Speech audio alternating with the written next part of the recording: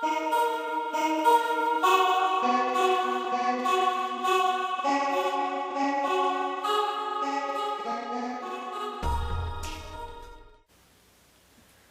pessoal, sejam bem-vindos para mais uma aula de ciências. Estamos falando sobre química, em especial vamos falar um pouquinho hoje sobre coeficientes e também sobre índices. Mas antes de chegar no assunto, vamos só recapitular alguns conceitos básicos de notação de átomo, e tabela periódica para vocês entenderem melhor esse assunto. Ok? Então eu tenho um caderno aqui, coloquei notação, coloquei um elemento químico representado aqui. Nesse caso aqui o elemento cálcio. São dois números, 40 e 20, né?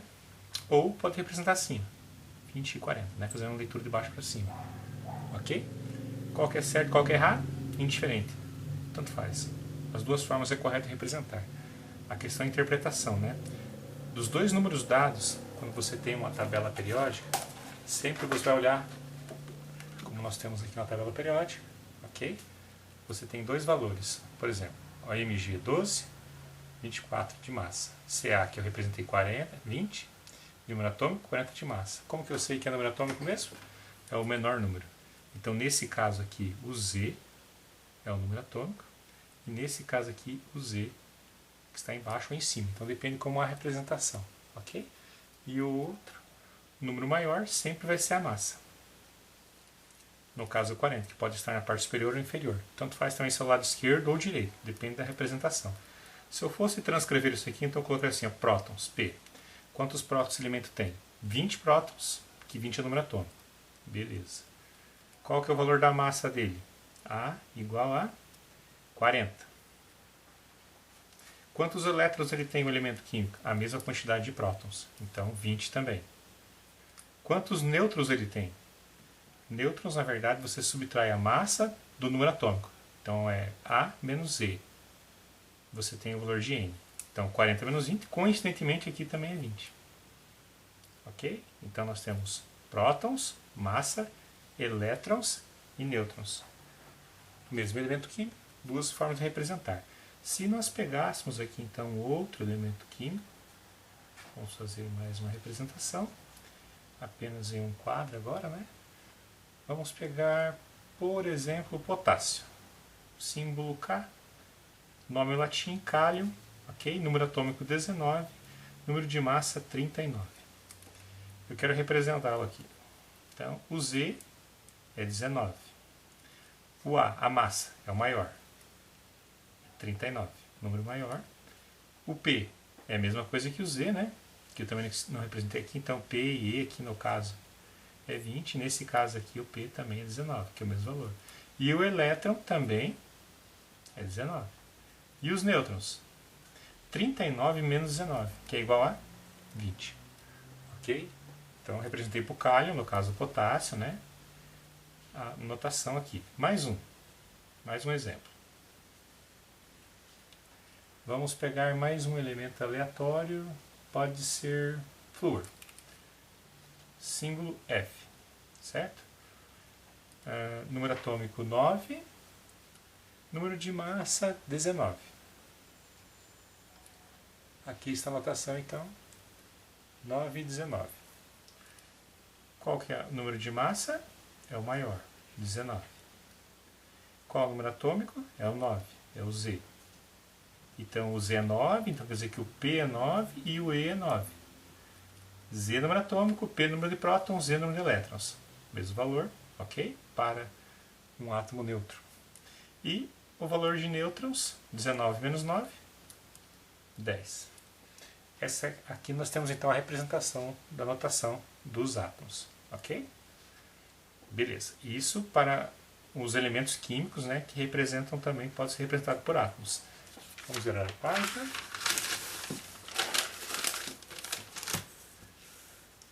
Caso a gente vá representar íons, o que são íons? Átomos eletricamente carregados.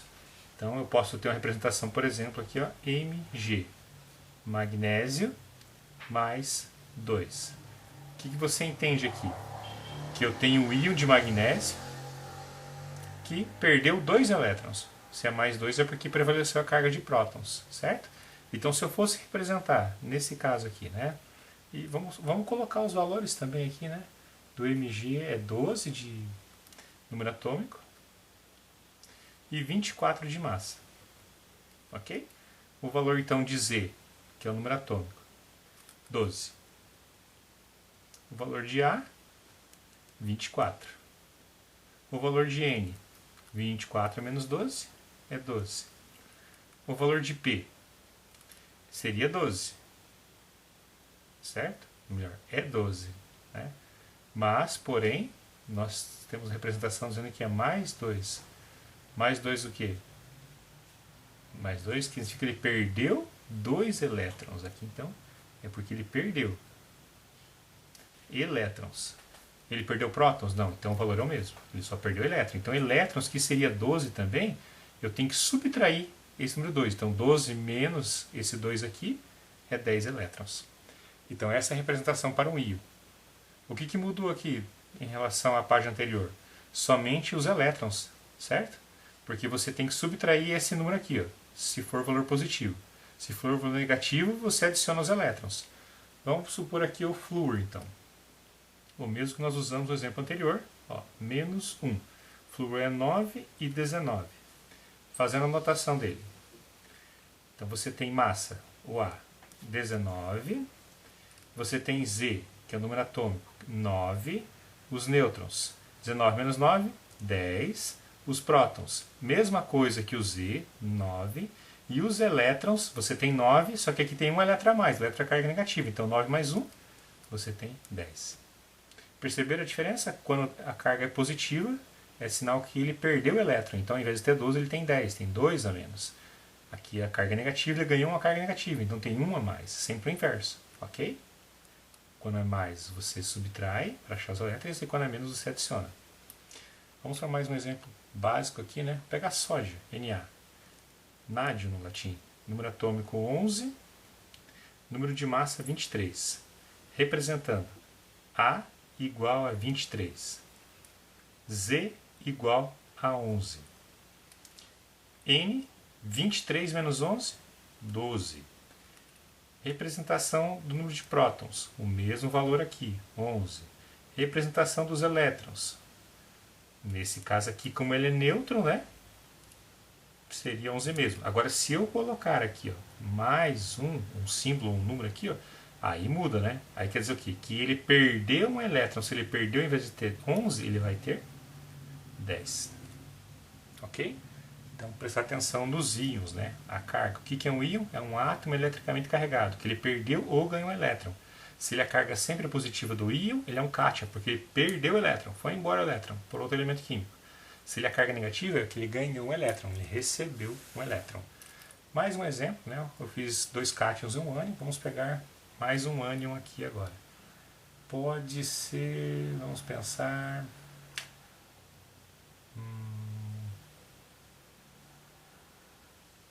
Vamos pegar o nitrogênio.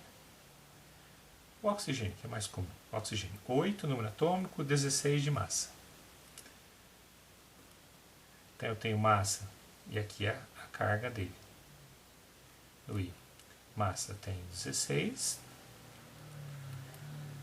O Z é 8. O N, 16 menos 8. O 8 também.